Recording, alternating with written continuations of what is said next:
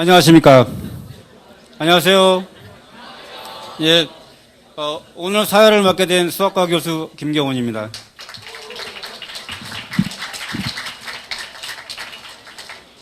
안암 렉처는 이과대학 60주년을 기념으로 시작되었는데 오늘 9회를 맞이하게 되었습니다. 이는 여러분의 지속적인 관심과 참여로 가능한 결과라고 생각합니다. 먼저 이과대학장 물리학과 이철희 교수님의 인사 말씀이 있겠습니다.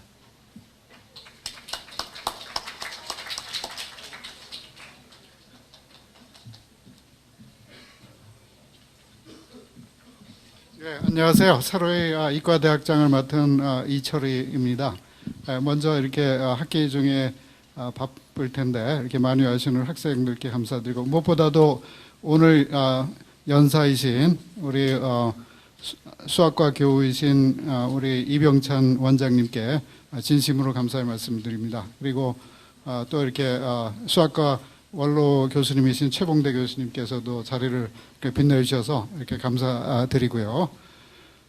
여러분들 안암 렉처의 성격이라든지 의의에 대해서는 많이 알고 있으리라고 생각합니다만은, 이제 안암 렉처의 역사가 이제 1년여에 불과한데도 벌써 9번째 이렇게 연사분을 모시게 됐습니다. 그래서 이 안암 렉처가 우리 이과대학이 지향하는 그 학생 친화적이고 또 이렇게 현장 교육의 그 목적에 아주 잘 부합하는, 그러니까 이과대학을 상징할 수 있는 그런 프로그램으로 이렇게 자리를 잡고 있는 것 같습니다. 우리 물론 이과대학의 사명이라는 것이 어떤 진리를 밝히는 그런 연구 기능도 중요하겠지만은, 너무 그러다 보니까 좀 우리 학생, 특히 그 학부 교육에 좀 소홀히 한 점이 없지 않나 하는 그런 반성에서 이렇게 시작된 상당히 뜻깊은 그런 행사라고 이렇게 생각하고 있습니다. 무엇보다도 여러분들이 아마 이렇게 대학에 새로 들어오고 그러면서 이렇게 여러 가지 과목들을 배우면서 이 교과정을 여러분들이 이렇게 체험하면서 왜 이걸 우리가 배워야 되는가 하는 그런 현장감이 많이 떨어질 거로 생각해요. 그러니까 이걸 배워서 뭐 하나 하는 그런 게 되겠죠. 그래서 그런 의문에 답이 될 수 있는 그런 이 렉처 시리즈가 바로 안암 렉처라고 생각합니다. 최근 들어가지고 지금 정부가 소위 창조 경제라는 것을 많이 강조하는 와중에 그 기초과학이 좀 소홀화되는 그런 경향이 있는 것 같아요. 다시 얘기하면은 기초과학을 하는 게 진짜 우리 경제, 돈 버는데 무슨 연관이 있느냐 하는 그런 화두가 지금 던져져 있는 것 같은데, 그런 그 질문에 대해서 가장 명쾌한 답을 드릴 수 있는 분이 사실은 오늘 연사이신 이병찬 교우님이십니다. 여러분들 수학이라는 것이 가장 기초과학적인 그런 특성을 갖고 있으니까 어떻게 보면은 실생활 그리고 실제 경제하고는 좀 무관할 거로 생각되는 면도 있습니다만은, 이 자본주의에 꽂힌 금융에서도 최근 각광받고 있는 분야가 바로 보험업이라고 할 수가 있습니다. 그래서 역설적으로도 우리 이병찬 교우님께서 기초과학인 수학을 전공하셨기에, 그렇기 때문에 가장 응용성이 강한 이 보험업계에서도 이 두각을 나타내시고 계시는 거라고 볼 수 있습니다. 이병찬 교우님께서는 지금 금융연수원장 원장님을 맡고 계십니다만은, 이것이 최고 경영자 CEO 반열의 그런 대우를 받으시는 그런 직위시고, 또 차기 아주 유망한 강력한 그런 CEO 이렇게 후보로도 이렇게 알고 있습니다. 그래서 제가 이과대학 학장으로서도 이렇게 자랑스러운 이렇게 교우님을 모시게 된 것도 대단히 기쁘게 생각하고요. 그리고 오늘 강연 내용도 이 보험업, 그리고 또 다소 여러분들한테 생소한 보험 계리사라는 직종이 얼마만큼 앞으로 유망한 그런 직종인가 하는 거에서도 아주 잘 설명해 줄 거로 믿습니다. 그래서 오늘 말씀드린 대로 이 강연이 앞으로 여러분들 인생에 남는, 또 여러분의 인생을 좌우할 수 있는 명강의로 될 것을 믿어 의심치 않으면서, 다시 한번 우리 이병찬 교수님께 교우님께 감사의 말씀을 드립니다. 힘찬 박수 부탁드리겠습니다.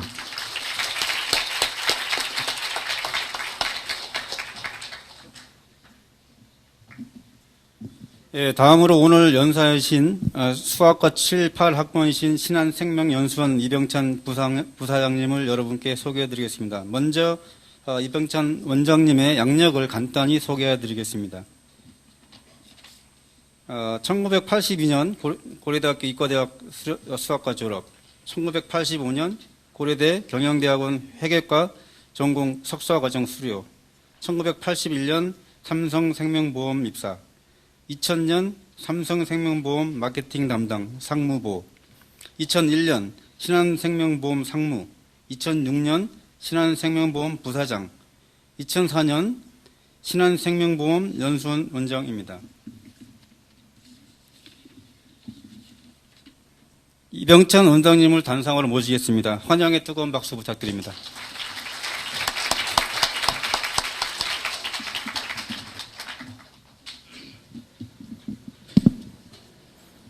여러분 반갑습니다.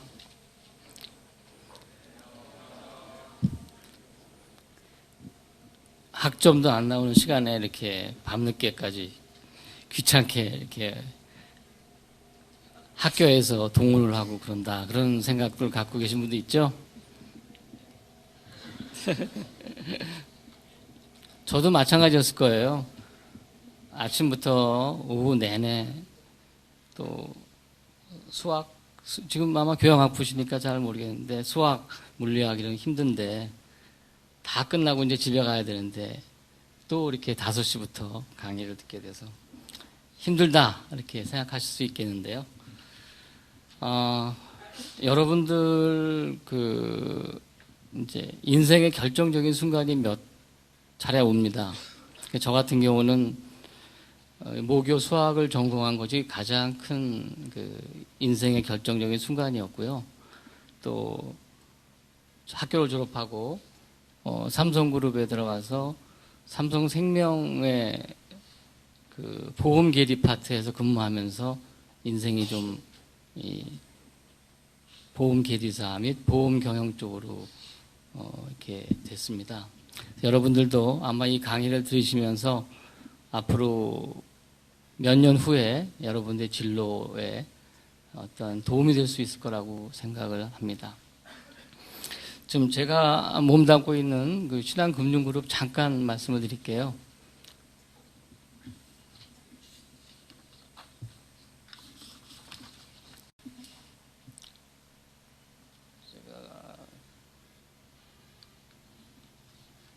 저거 안 보이는데.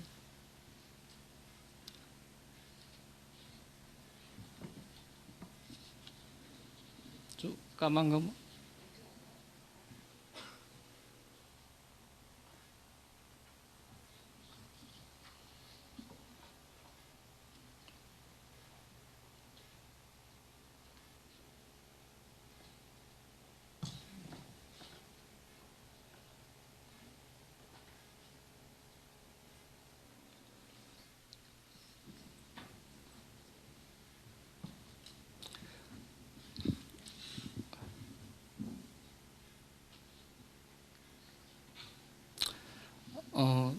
신한금융그룹은 신한금융지주회사라고 하는 그런 홀딩 컴퍼니 아래 신한은행, 그 다음에 신한생명, 카드, 금융투자, 이런 식으로 자산운용 이렇게 여러 회사로 구분되어 있고요. 전체적으로 국내 투자자들이 한 30%, 국외가 한 70% 가까이 됩니다. 국내 투자자 중에 제일 대주주가 국민연금이고요. 그 다음에 외국인으로서는 BNP 파리바라는 다국적 은행입니다. 현재 국내 점포는 한 1,400개 정도 있고요. 세계의 15개 나라에 해외 점포를 갖고 있습니다. 현재 자산은 371조 정도 되고요. 당기순이익은 보통 2조 내외 정도 됩니다. 국제적인 신용평가기관의 등급은 S&P하고 무디스를 비롯해서 피치사까지 포함해서 A 정도 수준에서 트리플 A가 제일 좋은데요. A 정도 수준에서 지금 평가를 받고 있습니다. 시가총액은 2위사하고 한 10조 이상 되고요. 국내 최대 금융기관으로 되어 있고 미국의 나스닥에 상장이 되어 있습니다. 우리나라 기업 중에서 포스코하고 한국전력, 신한지주가 이렇게 되어 있죠. 저희들 경영은 이제 고객 중심과 윤리 경영, 그리고 리스크 관리, 인재 육성, 그리고 사회공헌 기여 이렇게 나눠서 경영 활동을 하고 있습니다. 간단히 우리 신한금융그룹에 대해서 설명을 좀 드렸고요. 오늘 주제는 보험산업과 보험계리사의 역할입니다. 여러분들 제가 잠깐 말씀을 좀 전에 드렸는데요. 저는 사실 그 보험과 수학하고 연결이 되는지도 조차도 몰랐습니다. 그리고 삼성그룹에 입사를 하고 나서 수학을 전공했다는 이유로 보험회사를 가게 됐고요. 그 보험회사 내에 보험 상품과 계리 파트에서 근무하면서 처음으로 이런 거구나 하는 걸 알았습니다. 주로 일반 회사에 들어가면은 기한을 하고 기획을 하고 마케팅을 하는데 가보니까 숫자 그리고 기호, 수학 공식, 확률 통계 그다음에 컴퓨터 주로 이런 내용들을 다룰 수밖에 없는 그런 업무더라고요. 그래서 저는 학교 다닐 때 수학을 좀 재미있어 했고 관심이 있었지만은 수학을 전공해서 어떤 분야의 전문가가 되겠다 그런 생각은 사실 안 했습니다. 그런데 보험회사 와서 보니까 이런 분야에 많은 전망도 되고 또 능력도 발휘할 수 있게 어떤 생각이 들더라고요. 그래서 그 보험회사에서 열심히 근무를 해왔죠. 그런데 역시 그 수학과 보험은 불가분의 관계가 있다. 보험이 거의 수학으로 이루어지는 그런 기초를 갖고 있다. 이렇게 보셔도 과언이 아닙니다. 여러분들은 아마 그 보험에 대해서 전혀 관심이 없으실 텐데요. 한번 오늘 전반부에는 위험과 보험에 대해서 잠깐 말씀을 드리고 후반부에는 보험 계리사의 역할과 임무 그리고 비전에 대해서 말씀을 드리도록 하겠습니다. 대강 그 위험이라는 무엇이고 그 다음에 우리나라 보험산업과 보험영업의 구조 그리고 보험회사 이익구조 및 마케팅 이런 순서대로 위험과 보험 파트를 진행할 거고요. 보험계리사는 역시 그 역할과 그 시험 제도 그리고 비전 이렇게 말씀을 드리도록 하겠습니다.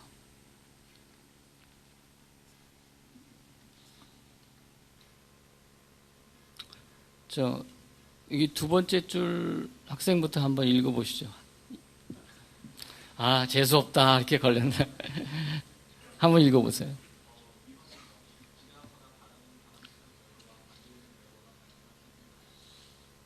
아니, 한 페이지를 다 읽어보세요.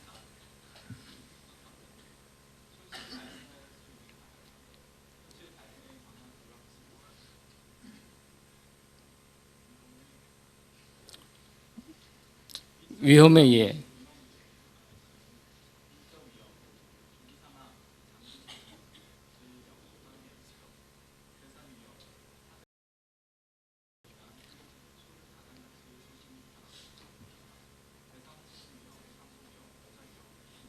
네. 감사합니다. 누가 걸릴지 모르니까 졸지 말고 잘 들으세요. 제가 우스갯소리 하나 할까요? 우리 대학은 아닌데 경영대학의 원로 교수인 신수식 교수, 지금 명예 교수로 계신데 그분 연구실에 책을 좀 이동하는 그런 그 일이 있었습니다.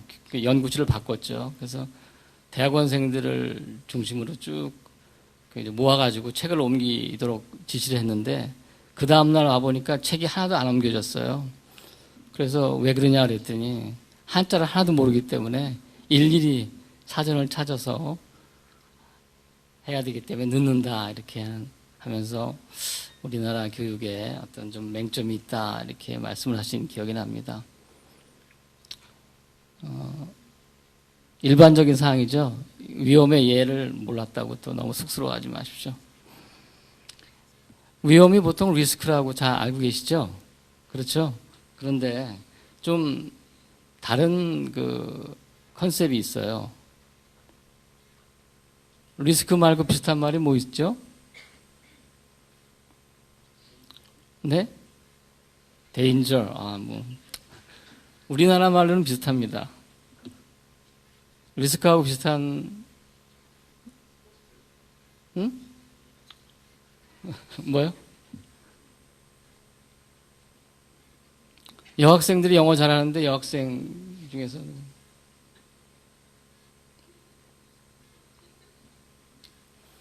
맨 뒤에 웃는 여학생은 잘 모르나?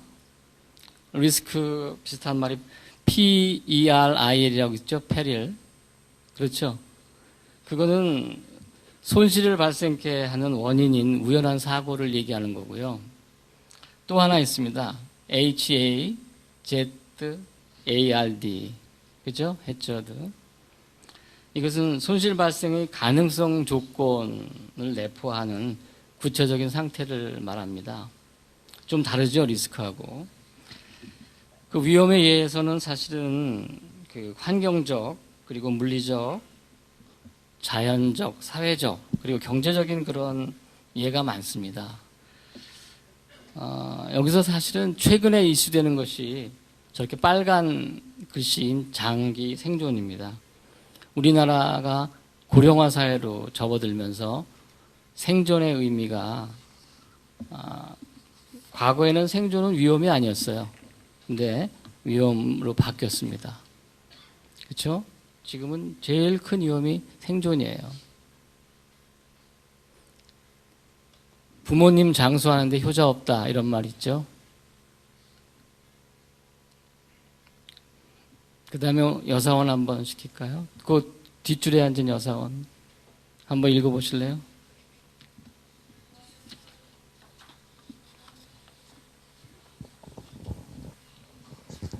위험을 야기할 수 있는 어떤 활동이나 상황 자체를 제거, 위험 축소, 위험 요소의 격리, 분산, 위험 이전, 보험 등을 통하여 위험을 다른 곳으로 이전. 잘했습니다. 처리 방법이라는 것은 다른 말로 관리라는 개념으로 말씀하실 수가 있죠.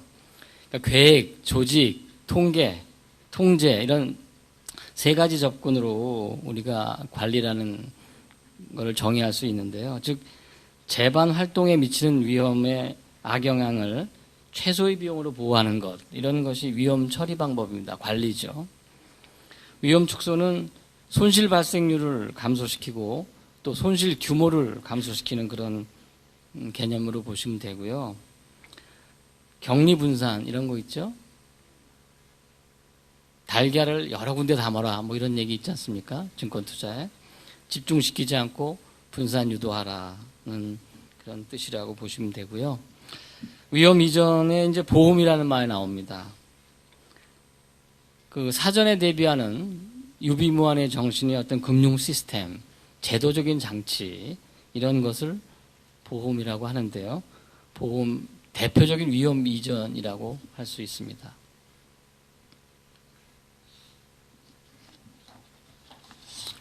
한자가 나와서 제가 하겠습니다. 일인은 만인을 위하고 만인은 일인을 위한 상부상조의 정신.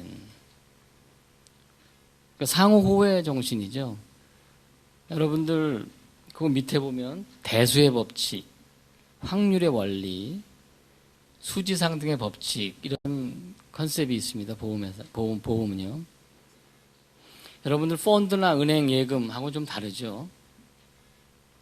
여기 우리 집단에서 어떤 그 조건에 맞는 경우가 생길 때 그 사람한테 어떤 금액을 지급한다 하는 것들이 대수의 법칙이 성립하면서 확률의 원리를 가져가면 계산상 나올 수 있는 금액이 있을 수 있다는 거죠.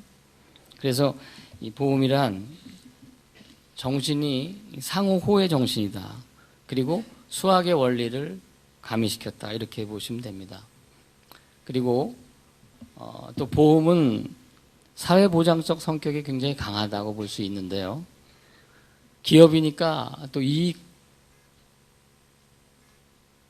중요합니다. 기업은 이익 활동의 개념이죠. 그래서 이 보험 산업은 상호호의 정신과 사회보장적 성격을 가진 그런 산업이다. 이렇게 보시면 됩니다. 그 밑에 이제 이해관계자의 협정 또는 타협의 결과에 따라 수요와 공급이 결정한다는 얘기가 있는데 이것은 다음 장에서 한번 보겠습니다. 이 보험용업 구조는 은행 같은 경우는 고객과 은행이 이렇게 직거래를 하지만 이 보험은 판매 조직이 있습니다.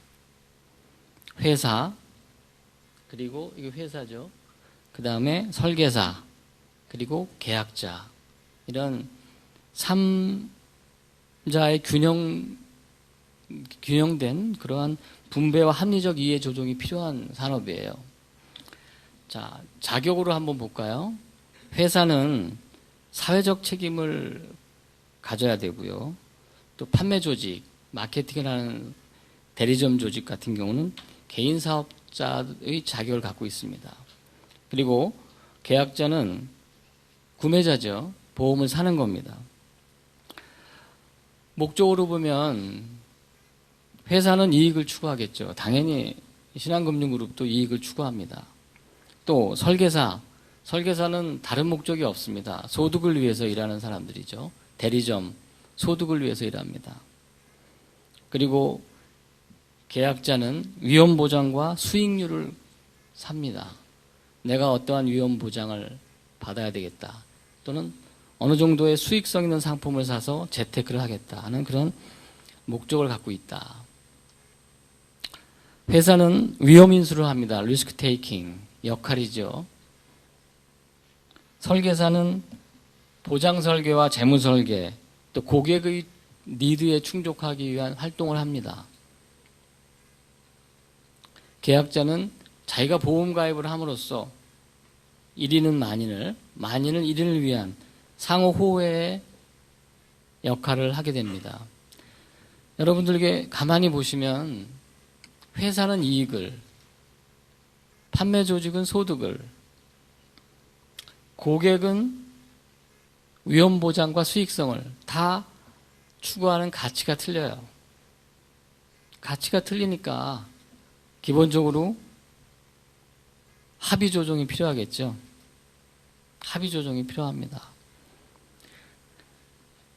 어떤 상품을 팔 때 회사만 유리한 상품 절대 팔리지 않습니다. 왜? 설계사들이 안 팔아요. 대리점들이 안 팔아요.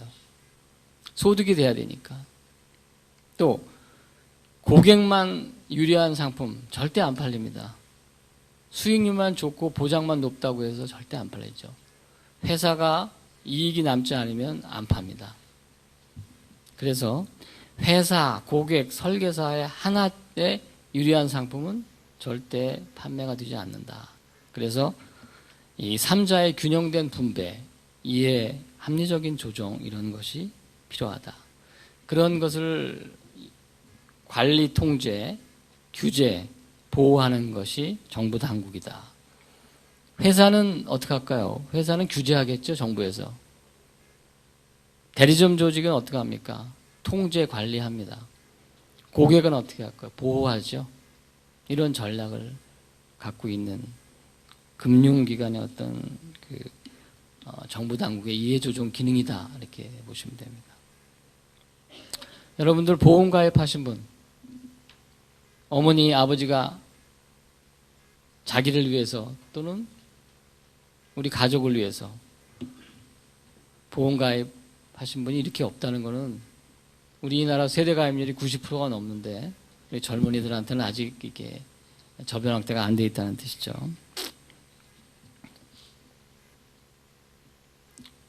왜 설계사가 필요하냐? 왜 대리점이 필요하냐?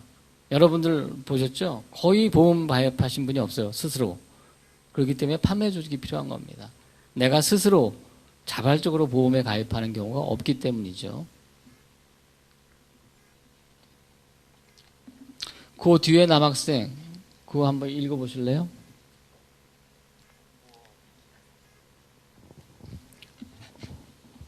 상법의 보험 분류, 인보험, 생명보험, 상해보험 등, 손해보험, 화재보험, 운송보험, 해상보험, 책임보험, 자동차보험 등 가장 일반적인 분류 방법으로 사용되고 있으며 생명보험회사와 손해보험사를 나누는 기준이 되고 있음.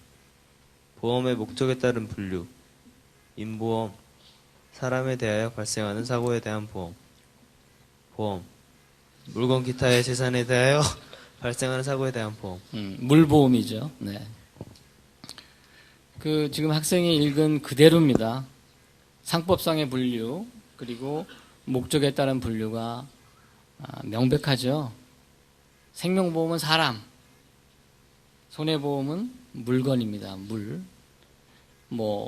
아파트 화재, 자동차, 해상, 책임보험도 다 마찬가지죠. 목적에 따라 분류하는 것은 거의 상법의 분류와 비슷한 그런 분류가 되겠습니다.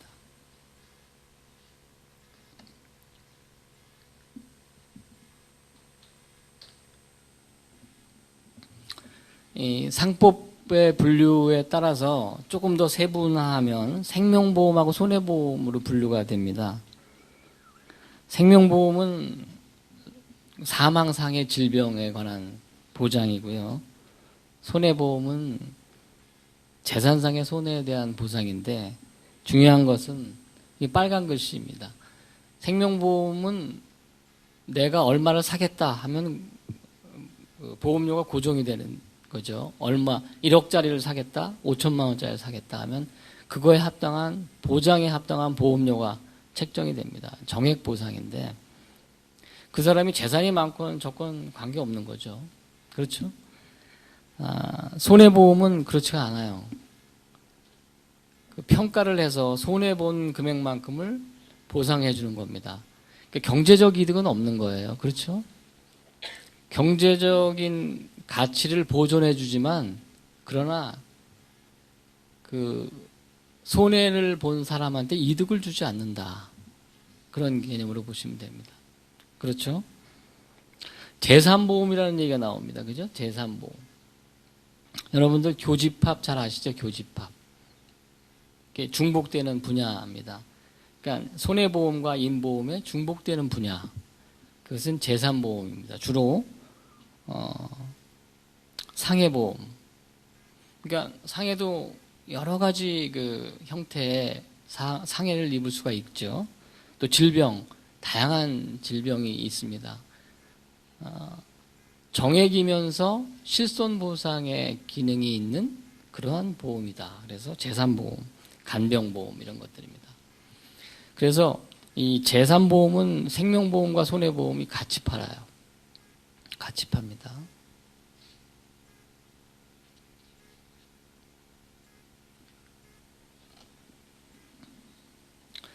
생명보험과 손해보험을 구분하면서 그러면 영업은 어떻게 하나?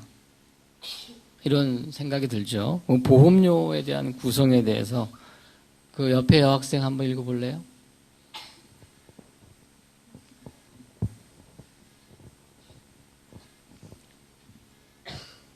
영업보험료, 보험계약자가 계약 체결 시 보험회사에 납입해야 하는 보험료, 순보험료, 장래보험금 지급에 재원이 되는 보험료,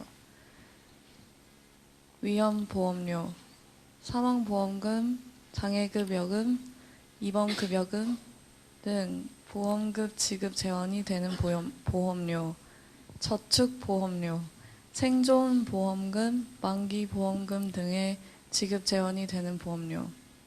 부가보험료. 보험회사가 보험 계약을 체결, 유지, 관리하기 위한 비용에 해당되는 보험료. 신계약비, 모집수당, 보험 가입 증서 등 신계약 체결에 필요한 재경비. 유지비, 계약 유지 및 자산 운용 등에 필요한 인건비, 관리비 등의 재경비. 수금비, 보험료 수금에 필요한 재경비. 네. 여러분들 그냥 듣기만 해도 뜻을 아시겠죠? 이 보험료 자체는 이렇게 구성이 되어 있는데 그 항목별로 기능이 다 있어요. 위험보험료 그러면 사망, 상해, 장애 여러 사람 중에서 일부만 해당이 되겠죠. 그래서 그러한 확률로 계산된 율로 보험료를 책정하는 그런 것이 위험보험료다. 저축보험료는 만기 생존금 또는 기타 분할보험금 지급금액이죠. 그것은 본인이 생존했을 때 받아가는 거가 되겠습니다. 사업비는 그 구성 내에서 용도별로 이렇게 구성이 되어 있다. 그래서 보험료는 순보험료와 부가보험료로 구성되어 있고 순보험료는 위험보험료, 저축보험료, 부가보험료는 신계약비, 유지비, 수금비로 구성되어 있다. 자, 그러면 이 보험료는 어떻게 계산하느냐? 그 다음 장 한번 볼까요?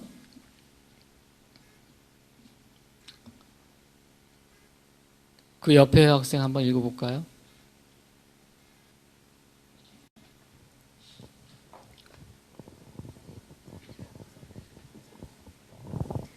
예정위험률, 예정이율, 예정사업비율. 예정위험률, 사망하거나 장애, 질병에 걸리는 등의 일정한 보험사고가 발생할 확률. 예정이율, 장래의 보험금 지급에 대비하기 위해 계약자에게 약속한 이율. 예정사업비율, 보험사업의 운영에 필요한 비용. 밑으로. 순수보장성, 납입보험료 중 순보험료에 해당하는 부분이 위험보험료만으로 구성되어 있는 상품, 만기의 환급금 없음. 기타 보장성, 저축성, 만기 시에 기납입 보험료를 환급해주거나 중도의 생존보험금을 주는 형태의 상품, 순보험료가 저축보험료 플러스 보험료로 구성되어 있는 상품. 내용을 들으시면 그냥 알겠죠? 이 3위원이라고 해서 예정위험률과 예정이율, 예정사업비율이 3위원입니다. 그것은 보험료 산출을 위한 기초율로 적용되고 있고요. 보험 계리사가 합리적인 이율로 계산을 하게 되어 있습니다. 여러분들 이 위험률하고 예정이율과 예정사업비율에 좀 더 자세한 내용은 다음 장에서 한번 보죠. 보험회사가 보험료를 책정해서 판매를 하게 되면 그 판매에 대한 그 결산을 하게 됩니다. 그러면 이익 구조가 나오게 되는데 그 옆에 학생 뭐 틀린 거 모르겠어요? 이 화면 중에 약간 틀린 게 있는 것 같은데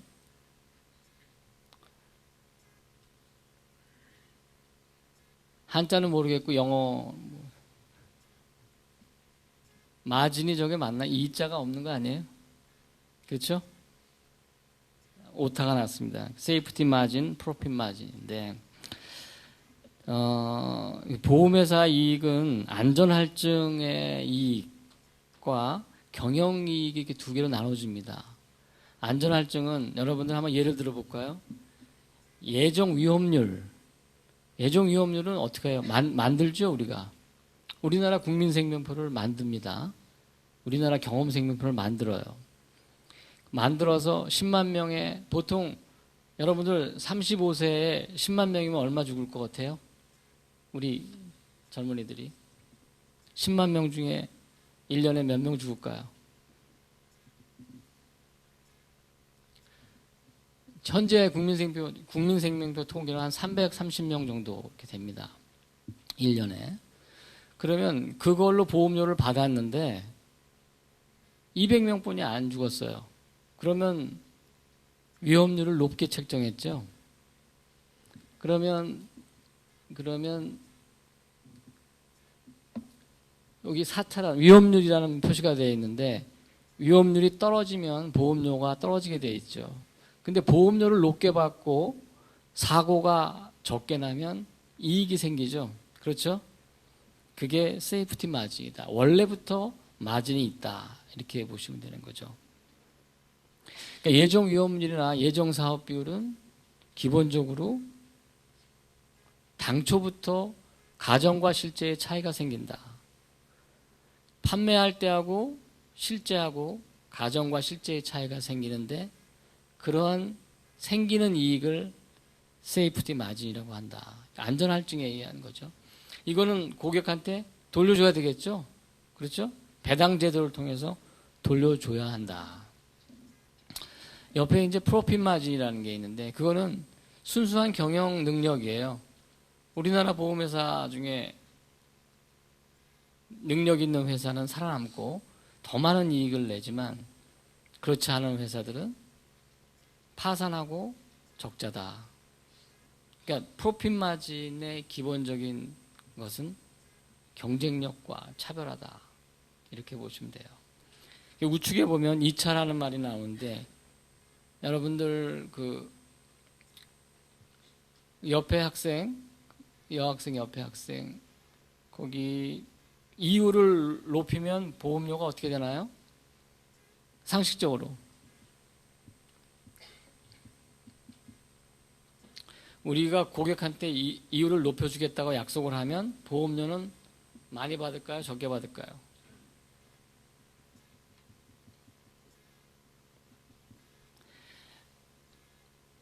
보험료를 산출할 때 예정을 높게 잡으면 우리가 10%를 돌려주겠다고 하면 우리가 10%를 계산을 해줘요. 예정되게. 그렇죠? 우리가 들어온 돈을 10%를 계산을 해줘야 될 거 아니에요. 그러면 만기의 보험금이 똑같다 그러면 보험료를 작게 받아도 된다. 그렇죠? 그러니까 예정률을 높게 책정하면 보험료는 적게 된다. 일본의 생명보험회사들이 많이 파산이 되는데 그거 이유예요. 시장금리가 높아서 이율을 높게 책정해서 보험료를 받았는데 저금리가 됐어요. 심지어 일본은 초저금리다. 파산했죠. 파산할 수밖에 없는 거죠. 4차나 B차는 부과한 것만큼 보험료가 올라가고 또 축소한 만큼 보험료가 떨어지는 구조죠. 그렇죠? 상식적으로. 그래서 수입과 지출을 똑같이 놓고 계산할 때에는 이율은 높으면 보험료가 떨어지고 다른 기초율은 높게 잡으면 보험료가 올라간다. 이런 상식적인 컨셉이 나오게 되는 거죠. 그래서 앞으로 보험 경영은 그렇습니다. 이 SM, 세이프티 마진은 점점 줄어들어요. 왜 그러냐면 위험률 산정이 계속 합리적으로 바뀌죠. 자꾸 재산정이 됩니다. 그리고 이 보험영업이익 규제가 강화되니까 이 세이프티 마진 쪽은 자꾸 줄고 프로핏 마진 쪽은 회사에 따라서 차별화되어 있다. 여러분들 차별화에 성공한 보험회사 중에서 뭐 예를 들어서 제가 일본 쪽 한번 예를 들어 볼게요. 일본의 소니사 아시죠? 그 워크맨 여러분들 워크맨 시리즈 알 거예요. 일본의 전자회사들이 7, 8개 됩니다. 그런데 그 7, 8개 회사의 합한 매출과 이익이 삼성전자의 반도 안 돼요. 그렇게 제조업이 망했어요. 기술 개발 안 하고 미래를 내다보지 못했기 때문에 차별화를 못했기 때문에 망했어요. 그런데 그 소니 그룹에서 보험회사를 하나 설립했어요. 소니 생명보험이라고. 그 회사가 81년도에 들어왔는데 한 30년 지났죠. 차별화로 성공을 해서 소니 그룹의 손실을 전부 소니 생명보험회사가 메꾸고 있어요. 설계 판매를 하고 남보다 재무 설계를 했고 데이터베이스 마케팅을 했고 고객 위주의 오더메이드 상품을 개발했고 근본적으로 풀형 영업을 했다. 우리나라하고는 전부 반대되는 영업을 한 거예요. 우리나라는 조직력, 푸시 영업, 그 다음에 도립심 영업이었는데 시장을 분석하고 수익성을 분석하고 차별화했다. 그래서 앞으로 보험회사는 이 차별화 컨셉이 중요하다. 이렇게 보시면 돼요. 저 마케팅 변천 과정 잠깐 말씀드릴게요. 어떤 업종이나 독점을 하면 그 독점이 잘 되면 과점으로 갈 수밖에 없습니다. 그죠? 모노폴리, 올리가폴리, 자율경쟁, 올리가폴리, 모노폴리로 가게 돼 있어요. 어느 집에서 고깃집에서 아주 맛있는 고기를 만들어서 냄새가 풍긴다. 그 집이 잘 된다. 그러면 본따죠. 그 본따는 게 너무 우후죽순처럼 많이 생기면 자율경쟁에서 떨어져 나가게 되죠. 다시 소수 독점이 되고 과점 체제로 가게 돼 있는데 우리나라 생명보험회사가 딱 그렇게 돼 있다. 80년대에는 한 개, 두 개였어요. 그러다가 이전에는 그때 6개로 변하고 과점 체제로 가죠. 그때는 조직력만이 살 길이에요. 무조건 조직만 크면 영업이 되는 거예요. 자율경쟁 시대가 되니까 33개까지 늘어났어요. 90년대 전후반에. 외국사가 들어오고 보험 아줌마에서 남성 재무설계 컨설턴트가 생기고 차별화되고 이런 것들이 생기면서 다시 과점체제로 바뀌고 아마 금융위기가 한 번 더 오면 지금 생명보험회사가 30몇 개에서 20몇 개로 이렇게 줄었는데 더 많이 줄 것 같아요. 지금도 시장에 나와 있는 생명보험회사가 많거든요. 그래서 최근에는 어쩔 수 없다. 대리점이나 판매 조직에 의존하지 말고 텔레마케팅 하자. 방카슈랑스 하자. 은행에서 보험 팔자. GA라고 있죠, 맨 밑에. 제너럴 에이전시, 일반 보험 독립 대리점으로 가자. 판매 채널이 다각화되고 있다. 이렇게 보시면 됩니다. 자, 여러분들 보험 산업에 대해서 제가 정말 그냥 대략 말씀을 드렸습니다. 뭐 질문사항 없으시죠? 빨리 끝났으면 좋겠죠? 네. 아까 질병상해보험은 보험기간이 장기고 손해보험은 보험기간이 단기던데 왜 그런지 설명해 주실 수 있나요? 그거는 이제 손해보험 같은 경우는 주로 만기 환급이나 수익률 개념이 아니라 철저하게 보상 개념이에요. 자동차 보험 1년 단위죠. 끝나면 보상이 없죠. 사고 없으면 보상도 없고. 또 선박보험 짧죠. 미국에서 우리나라 오면서 보장하고. 이런 식으로 만기 환급의 개념이 화재보험, 손해보험은 없고 그 물건에 대한 보상, 실손보상의 컨셉이에요. 생명보험은 물론 그 단기보험도 있는데 주로 이 보험료 구성에 저축성 보험료라는 게 있었죠. 저축성 보험료가 들어가면 나중에 끝나면 환급을 받게 되는, 그렇게 되면은 기간이 오래일수록 수익률이 좋아지죠. 그래서 보통 생명보험은 10년, 20년, 30년 종신의 컨셉으로 설계가 되고요. 화재보험, 손해보험은 주로 1년, 6개월 뭐 이런 단위로 몇 개월 또는 며칠까지도 있어요. 이렇게 설계가 된다. 그렇게 감사합니다. 보시면 됩니다.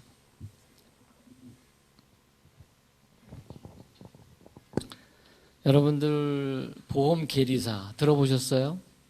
네? 안 들어보셨죠? 저도 뭐 회사에 들어가서도 몇 년 동안도 몰랐으니까요. 자, 우리 맨 뒤에 세 번째 여사원 한번 읽어보실래요?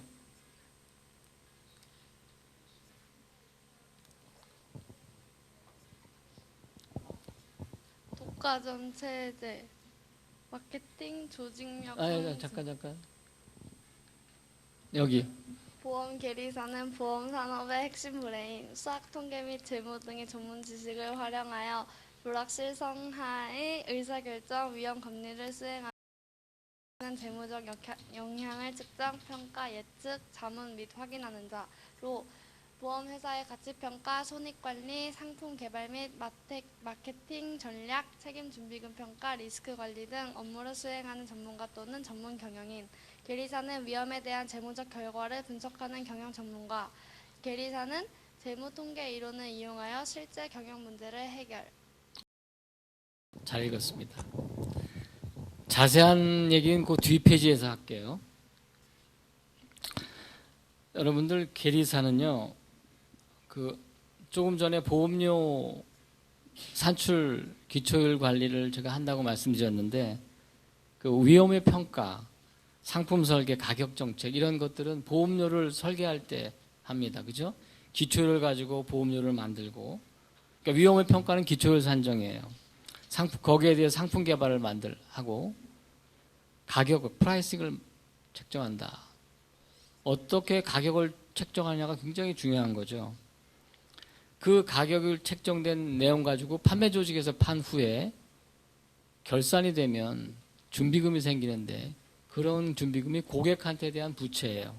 그러니까 부채 평가도 해야 된다. 그러니까 라이어빌리티 밸류에이션이 중요하다는 거죠. 가격도 책정하고 그리고 부채도 평가한다. 그런데 그런 것들이 잘 보험회사 와서 굴려야지, 자사운용이 잘 돼야 고객한테 피드백이 되지 않습니까? 그래서 ALM 기법이 도입된다. 자산과 부채의 효율적인 관리. 그래서 ALM입니다. Asset Liability Management. 그 다음에 그러한 ALM 기법에 의한 자산과 부채 관리를 통해서 이익의 분배가 적정하게 돼야 됩니다. 그래야지 고객한테 배당도 해주고 수익률도 맞춰주는 거죠. 그렇죠? 이런 재반의 업무를 보험 계리사가 한다. 물론 상품 개발을 하는 계리사가 따로 있고 자산 운용을 하는 계리사가 따로 있습니다. 자산과 부채를 매칭하는 매칭 프로그램만 하는 계리사가 따로 있고요. 그러니까 여러분들 보험회사 말고 지금 현재 자격이 있는 사람들이 은행에 가서 은퇴자산 프로그램도 관리하고 자산과 부채의 매칭 프로그램도 관리를 해요. 옛날에는 수작업으로 했는데 지금은 다 전산으로 합니다.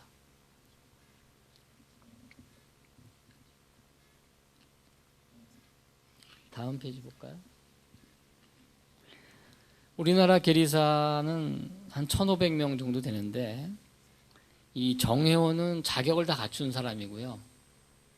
준회원은 1차 시험 합격자 또는 여기에 종사하시는 분들이에요. 보험 계리사가 사인을 하지 않으면, 확인을 하지 않으면 보험회사 결산은 되지 않습니다. 그러니까 보험 계리사가 먼저 사인을 하고 그 다음에 회계감사인 공인회계사가 또 감사를 하죠. 근데 자산과 부채 쪽은 전부 보험 계리사가 하고 그 다음에 격리회계 문제, 관리회계 문제는 공인회계사가 한다. 현재 생명보험회사가 한 50% 정도 근무하고 있고요. 손해보험사 35%, 기타 유관기관이 35% 정도, 그러니까 30%를 뺀, 50%와 35%를 뺀 분야에서 근무를 합니다. 주로 그 경륜이 오래되신 분들은 CEO나 CFO의 상당수 임원들이 일을 하고 있죠. 상당히 중요합니다.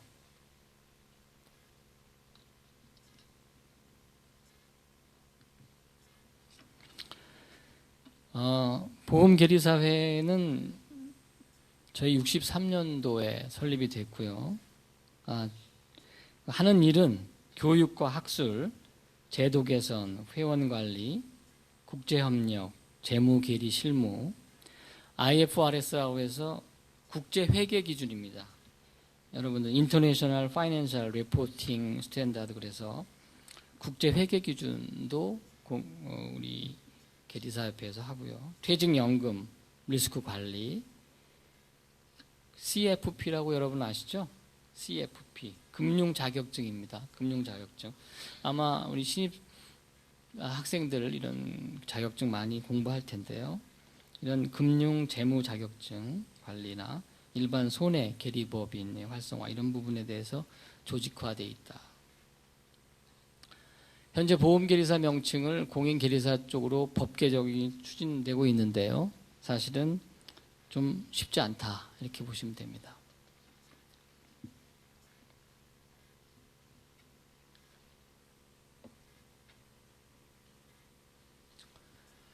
자, 이제 가운데 있는 학생들은 공부를 열심히 하려고 했던 사람들이라고 생각하고 먼저 시켰는데 별 차이가 없는 것 같아요.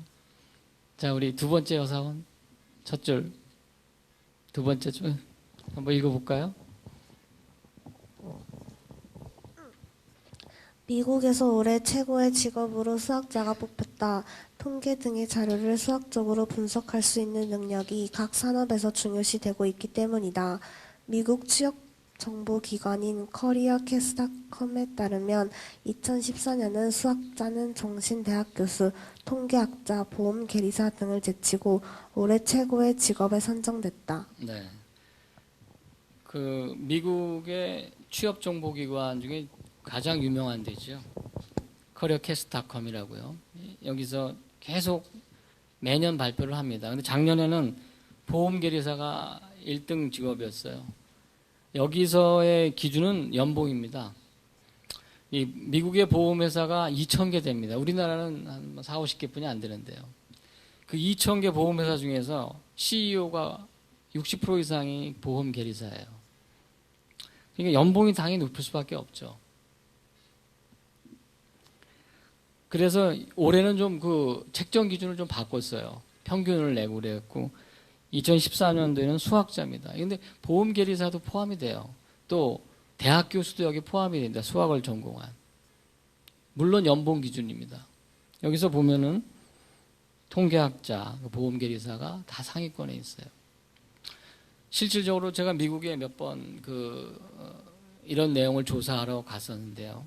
기본적으로 미국 사회는 여기 계신 분들 뭐 화학이나 물리를 전공하신 분도 계시겠습니다만은 기본적으로 수학은 과학의 기초라는 컨셉이 정확히 되어 있어요. 논리적 사고에 대한 능력 함양 이런 부분도 수학을 하지 않으면 안 된다는 사고가 되어 있다. 그래서 우리가 왜 수학을 배워야 하는지 알아야 한다는 게 미국 사회예요. 그러니까 세상 만물에 깃들어 있는 보편 타당성 있는 기본적인 질서와 논리 이런 것이 수학이다라는 게 저변에 깔려 있어요. 그래서 뭐 경제학을 하든 철학을 하든 통계학을 하든 기본적으로 수학을 배워야 된다는 게 미국 사회, 미국 학생들의 기본적인 생각이다. 물론 뭐 물리나 화학 다 훌륭한 기초과학이죠.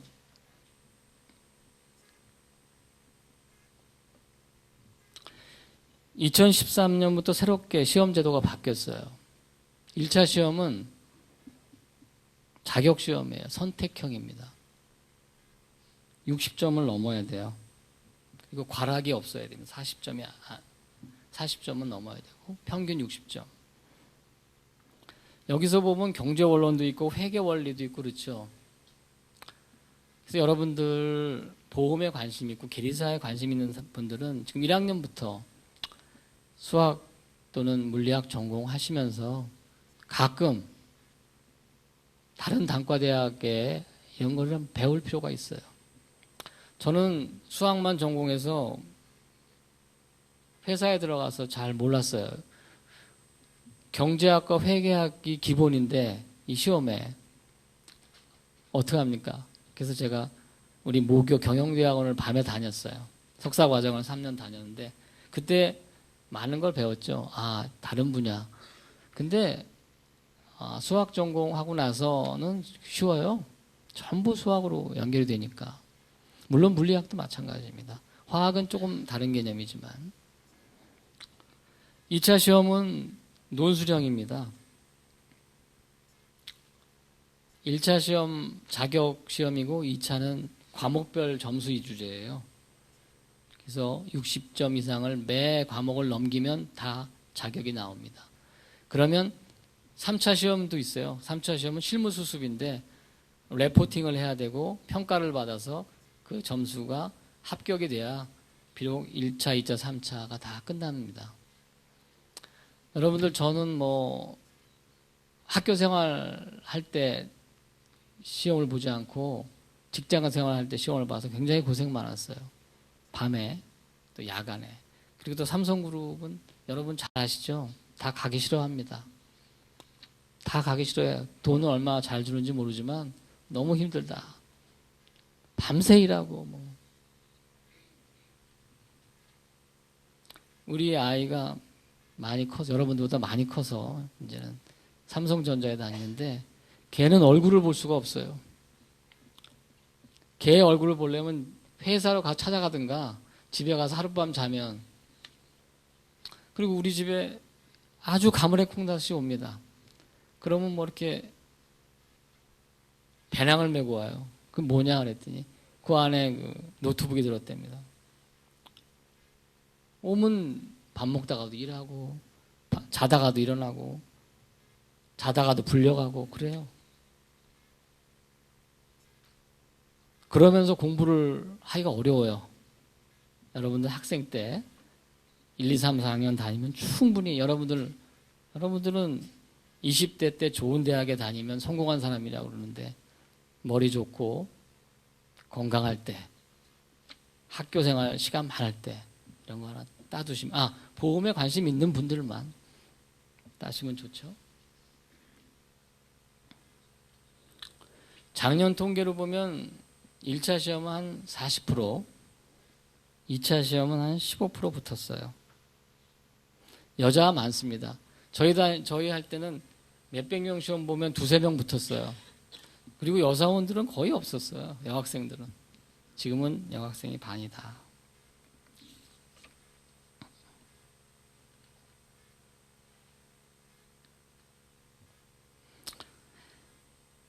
시험 본다고 다 해결되는 건 아니죠. 열심히 노력해야 됩니다. 시험 보고서도 자기 개발해야 되고 전문직 따야 돼요. 우리 학생 여러분들 공부 열심히 해서 대학에 남고 교수님이 되게 계셨다. 교수님 하고 싶다. 또 직장에 나가서 열심히 해서 내 CEO가 되겠다, 임원이 되겠다 하시는 분들 다 마찬가지예요. 여기 계신 교수님들도 다 5% 미만에서 선택되신 분이고 직장 나가서 사회에 나가더라도 다 5% 미만 성공해요. 끊임없이 노력을 해야 된다. 자격증만 타야 되는 건 아니다. 최근에는 전부 국제화예요. 여러분들 영어 잘하시니까 한국에만 있을 필요 없어요. 여러분들 자격증 따고 해외로 나가고 외국 보험사 진출하면 우리 동료들 중에 한국에서 보험계리사가 돼서 미국에 간 친구들도 많아요. 왜? 우리나라에 미국에 보험회사가 많이 들어와 있으니까. 거기서 또 월가에도 진입한 친구들도 있고. 여러분들은 머리 좋고 똑똑하시고 공부도 열심히 하시는 분들이기 때문에 비전만 가지고 게을리하지면 분명히 된다.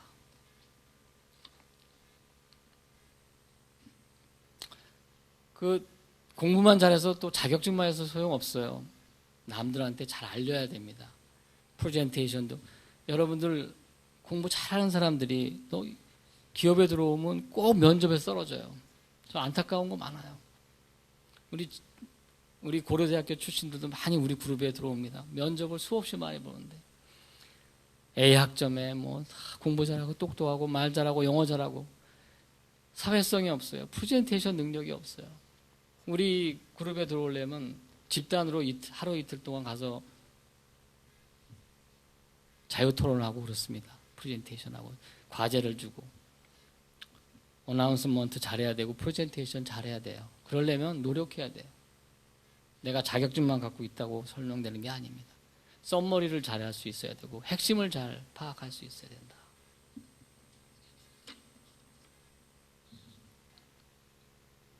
갑자기 영어가 나오네요. 그 뒤에 여학생 한번 읽어보고. 읽어보고 해석해 볼래요? 아니 간단히 쉬운 거니까 그냥. 하나씩만 해보든지 그럼. To understand actuarial is I mean not a purpose. To understand business and people. To have a good command of English, Japanese, and Chinese. To set a specific goal. 대강 무슨 뜻이에요? 그러니까? actuarial이가 무슨 뜻인지 알고, 응? actuarial이 무슨 뜻인지 알고, 이게 purpose. 목적이 아니라는 걸 알고요. 비즈니스랑 사람을 이해하고요. 영어, 중국어, 일본어를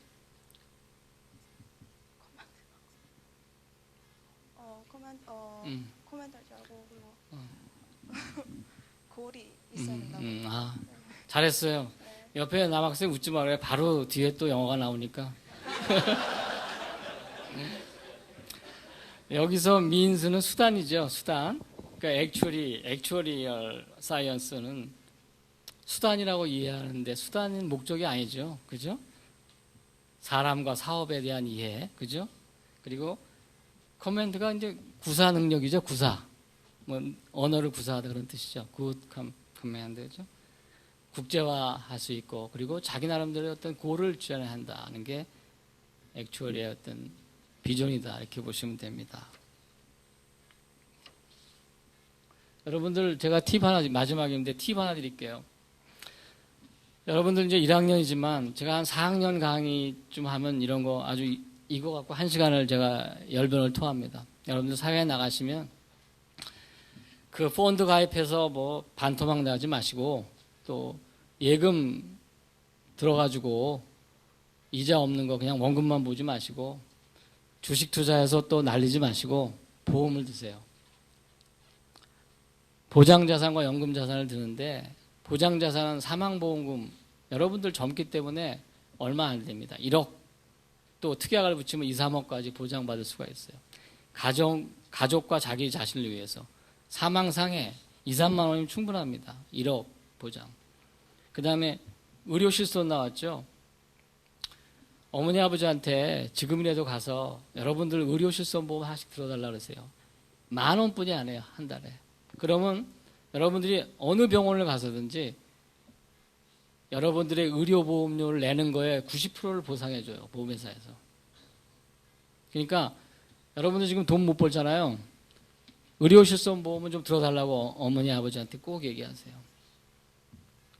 여러분이 한 번 들으면 평생 간다. 여러분들은 저는 한 3만 원쯤 내는데 여러분들은 10,000원이면 9,000원, 10,000원 더 쌀 수도 있어요. 그러면 이거 다 합해서 한 15만 원 정도 들어요. 다 들면. 연금자산, 삼층구조 꼭 해야 된다. 국민연금은 여러분들이 학교 들어가서, 회사 들어가면 무조건 들어야 돼요.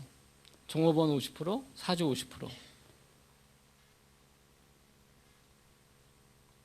여러분들 60세 되면 40년 남았나요? 그죠? 그때까지 내시면 지금 현재 가치로 150만 원 정도 받아요, 월. 그러면 장래는 가치가 틀려지겠죠. 그죠? 종가니까 더 많아질 수가 있고요. 현재 가치로 그렇다. 퇴직연금 마찬가지죠. 여러분들 퇴직금 연금으로 꼭 받으세요. 여러분 저같이 30년 이상 근무하면 퇴직금 지금 개념으로 보면 한 3억 될 거예요. 여러분들 다 일반적으로. 그러면 한 달에 한 150만 원 나와요. 연금이. 개인연금.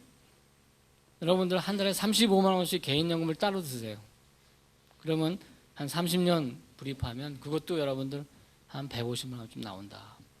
그러면 보장자산 15만 원, 연금자산 35만 원, 한 50만 원 정도 월급에서 띄세요.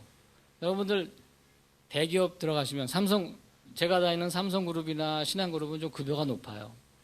그러니까 여러분들 50만 원 정도 띄어가지고는 생활 전혀 지장 없어요. 술 먹지 말고 데이트 너무 많이 하지 마시고 들으세요. 그러면 괜히 펀드 가입했다 반토막하고 삼성전자 주식 샀다가 또 난리 부르지 마시고 보험 가입하세요.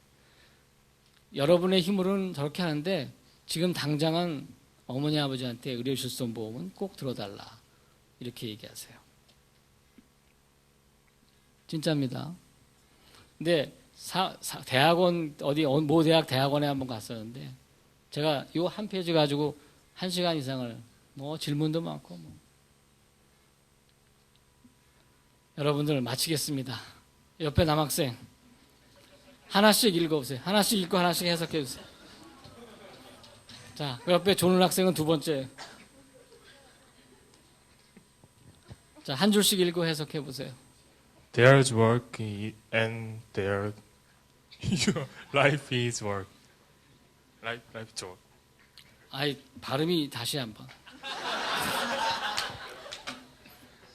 There's work and there's your life's 무슨 work. 말이에요?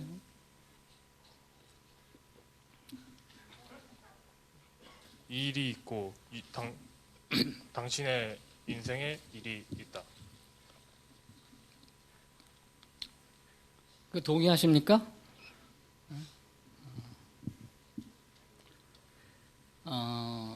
이게 여기서는 말이죠. Your life work이 되게 중요하죠. Your life work. 세상에는 일반적인 일이 있어요. There's work, 그죠? 그렇죠? 일반적인 일이 있는데 그런저런 일과 있지만 너의 전생애를 바칠 수 있는 일이 있다. 어? 이 세상에는 그런저런 일도 있지만은 너의 전생애를 바칠 수 있는 일이 있다. 이해되죠? 네? 그 옆에 학생 다음 줄 한번 읽어보세요. The kind of work that has your fingerprint all over it. 네. 뭐 무슨 말일까요? 되게 어려운 것 같아요. 고려대학교 들어오셨으면 저건 다 쉬울 텐데.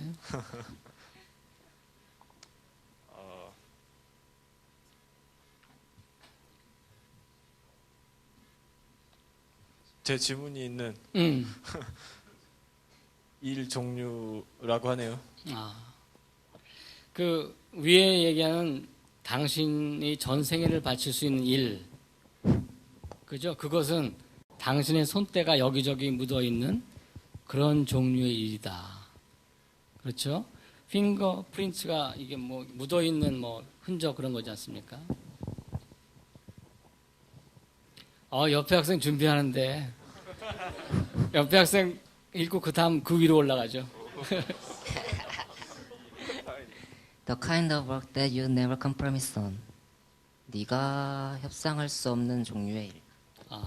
맞습니다. 제일 잘했죠. 그런 종류의 일은 네가 절대 타협할 수 있는 일이 아니다. 그러니까 그 윗분, 그 윗 학생, 바로 위에 학생 그 챔피언인가 뭐야?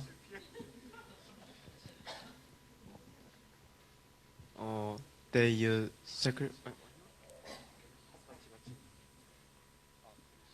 sacrifice a weekend for.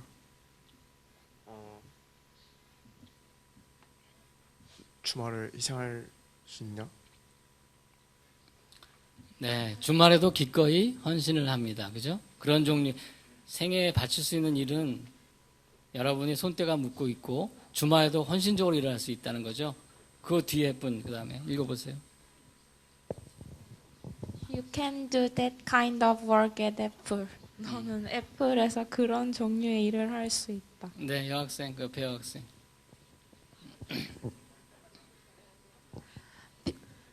People don't come here to play safe. 사람들은 여기에 안전하게 일을 하려고 오진 않는다. 그렇죠. 애플에 오는 이유는 안전한 일을 하려고 하는 것이 아니다. 그 옆에 여학생들이 똑똑해 역시. 야, 내 거지 마. They come here to swim in the deep end. 그들은 깊게 수영하기 위해서 여기 온다. 그건 아닌데. 너무 아닌데.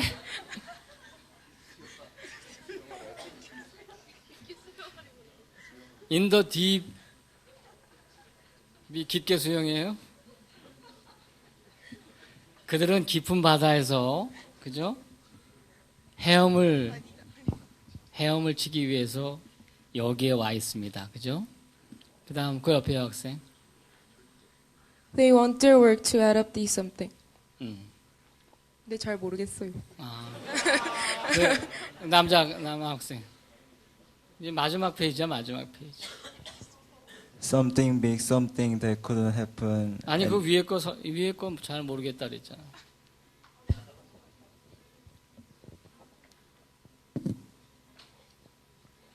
네, 저도 모르겠어요. 그들은 어떤 것은 하나라도 보탤 수 있는, 응? 그 다음. 아니, 왜 서로 미루고 그래? Something that couldn't happen anywhere else.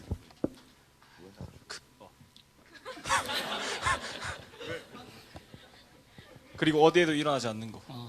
그래요. 맞아요. 다른 곳에서는 일어날 수 없는 그 어떤 큰 무엇, 그죠? 그것을 위해서 일하는 거죠.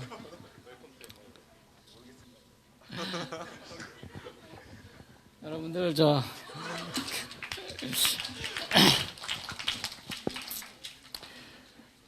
여러분들 제가 이거 왜 마지막에 이걸 소개하냐면 여러분들 20대에 좋은 대학 들어왔죠.